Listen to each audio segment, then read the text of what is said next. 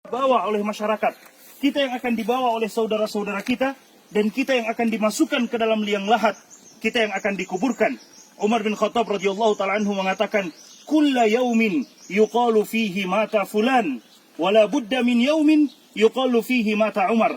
Setiap hari kita mendengarkan ada orang yang meninggal, disebutkan nama mereka, telah meninggal si fulan, si allan, dan pasti akan datang suatu hari di mana nama Umar yang akan disebutkan, telah meninggal Umar bin Khattab radhiyallahu ta'ala anhu. Dan itu telah terjadi. Maka hari ini pun saya katakan seperti itu. Setiap hari kita mendengarkan ada orang yang meninggal, pasti akan datang suatu hari nama kita yang akan disebutkan, saudara-saudara sekalian. Nama kita yang akan disebutkan, telah meninggal kita semuanya.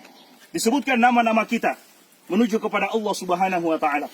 Suatu ketika, peristiwa yang sama terjadi kepada Al-Imam Al-Hasan Al-Basri rahimahullahu ta'ala. Ketika selesai menguburkan jenazah, ada seorang laki-laki datang yang sekedar ikut menguburkan jenazah. Dia tidak tahu siapa jenazah yang meninggal ini. Maka dia bertanya kepada Al-Imam Al-Hasan Al-Basri, siapa orang yang meninggal ini wahai imam? Al-Imam Al-Hasan Al-Basri kemudian melihat kepada orang yang bertanya tersebut dan mengatakan, hadza ana wa anta. Ini adalah aku dan kamu, kelak yang akan dipanggil oleh Allah Subhanahu wa ta'ala. Bukan siapa-siapa, ini adalah kita, saudara-saudara sekalian. Karena kelak kita yang akan dikuburkan seperti ini. Kemudian Al-Hasan Al-Basri mengatakan, ya bna Adam, innama anta ayyam, idza dhahaba yaumuka, dhahaba ba'duka. Wahai anak cucu Adam, sesungguhnya engkau hanyalah hitungan hari demi hari. Jika sehari dari kehidupan kita pergi, bukan berarti umur kita bertambah. Tidak, tapi jatah kehidupan kita hidup di dunia, itu semakin berkurang. Sehari dari kehidupan kita pergi, berarti semakin dekat kita menuju kepada Allah Subhanahu wa ta'ala. Rasulullah SAW setelah melaksanakan penguburan jenazah seperti ini, Rasulullah SAW juga mengatakan kepada sahabat-sahabatnya, ya ikhwani, limithli hadza fa'iddu. Wahai saudara-saudaraku, untuk keadaan yang seperti ini, maka persiapkanlah bekal. Persiapkan bekal, karena pasti kita akan seperti ini. Persiapkan bekal, karena ketika kita selesai dimakamkan, tidak mungkin lagi kita untuk kembali ke dunia, untuk menyiapkan, untuk beramal kebaikan. Tidak mungkin. Setelah kita dikuburkan, selesai. Dan itulah yang disebutkan oleh para ulama kita dengan kiamat sugro buat kita. Kiamat kecil buat kita ketika kita telah dikuburkan. Karena tidak mungkin kita bangkit lagi untuk beramal ibadah. Selesai. Apa yang telah kita kerjakan akan kita dapatkan hasilnya. Dan apa yang kita lakukan dari dosa dan maksiat akan kita lihat juga hasilnya di hadapan Allah Subhanahu wa ta'ala. فَمَنْ يَعْمَلْ مِثْقَالَ ذَرَّةٍ شَرًّا يَرَهُ وَمَنْ يَعْمَلْ مِثْقَالَ ذَرَّةٍ خَيْرًا يَرَهُ. Siapa yang beramal keburukan akan dilihat sebesar zarrah pun. Kata para ulama kita, zarrah bisa diartikan dengan anak semut. Sebagian ulama tafsir kita mengatakan zarrah artinya anak semut. Bayangkan saudara-saudara sekalian, subhanallah, semut saja sangat kecil, bagaimana dengan anak semut? Sebesar itu keburukan atau kebaikan kita akan kita lihat balasannya di sisi Allah Subhanahu wa ta'ala. Tidak ada satupun yang akan dizalimi oleh Allah Subhanahu wa ta'ala. Limithli hadza falyamalil amilun. Untuk keadaan seperti ini, maka hendaklah kita mempersiapkan amalan-amalan yang terbaik. Selesai menguburkan, Nabi SAW mengatakan kepada para sahabatnya, Salullaha li akhikumut tathbit. Minta dan bermohon kepada Allah Subhanahu wa ta'ala untuk saudaramu yang telah dikuburkan ini, at-tathbit, kekokohan, keteguhan untuk menjawab, fa innahul ana yus'al, karena dia sekarang sedang ditanya oleh malaikat Munkar dan Nakir. Ditanya tentang man rabbuka, siapa Rabbmu? Ditanya tentang man nabiyuka, siapa nabimu? Ditanya tentang madinuka, apa agamamu? Pertanyaan yang semua kita sudah mendengarkannya, tapi tidak semua manusia bisa menjawabnya. Siapa Tuhanmu? Kita akan menjawabnya dengan ibadah kita kepada Allah Subhanahu wa ta'ala. Siapa nabimu? Kita akan mampu menjawabnya dengan bukti nyata mengikuti Nabi SAW, mengamalkan sunnah-sunnah beliau dan menjauhi perkara-perkara yang beliau tidak datang dengannya. Dan apa agamamu? Kita akan mampu menjawabnya jika kita beragama dengan agama yang dibawa oleh Nabi Muhammad SAW. 3 pertanyaan yang kita mampu menjawabnya sesuai dengan bagaimana kita mengamalkan 3 hal tersebut di kehidupan dunia ini. Nabi SAW mengatakan seperti itu kepada para sahabat. Kemudian Allah Subhanahu wa ta'ala berfirman di dalam Al-Quran, Yuthabbitullahu alladhina amanu bilqawli tsabiti fil hayatid dunya wa fil akhirah. Orang-orang yang beriman, yang teguh dengan keimanannya, yang istiqomah dengan keimanannya, mereka, kata Allah Subhanahu wa ta'ala, Yuthabbitullahu alladhina amanu bilqawli tsabit. Allah akan kokohkan mereka dengan perkataan yang kokoh, perkataan yang kuat, yaitu la ilaha illallah.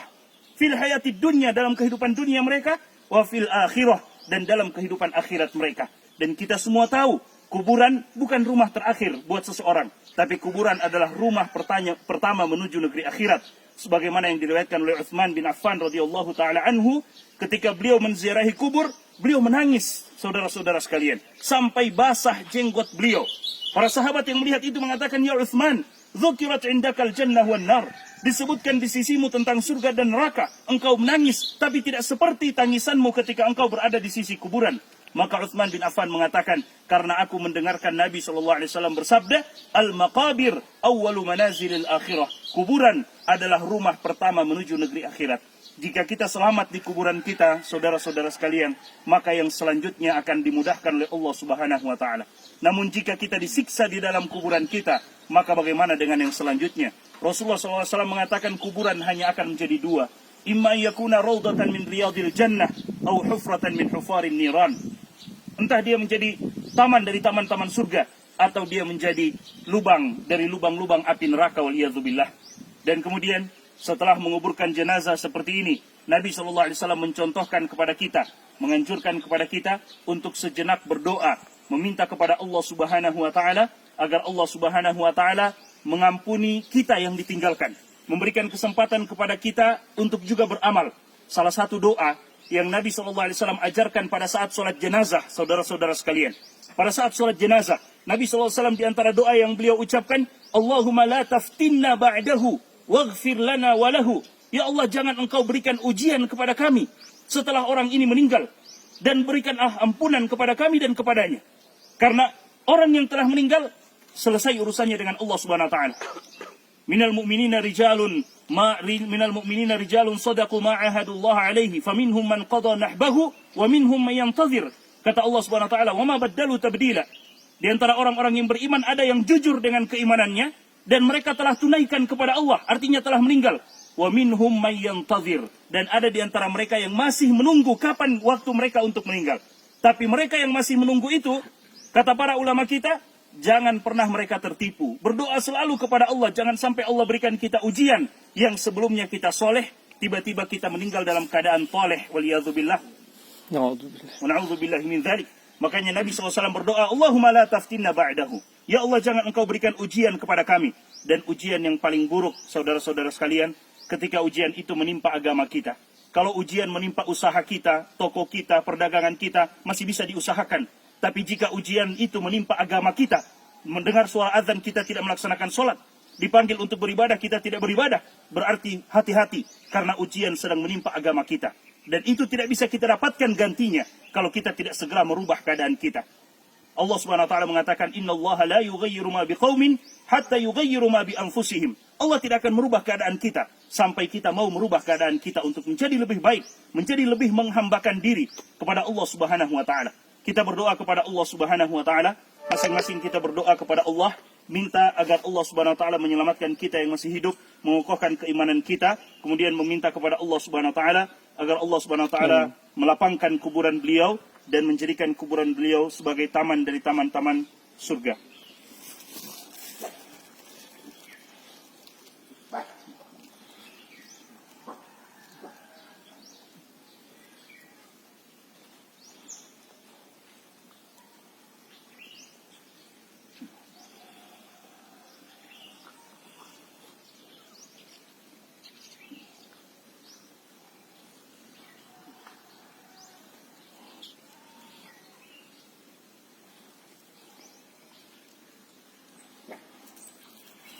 Alhamdulillah.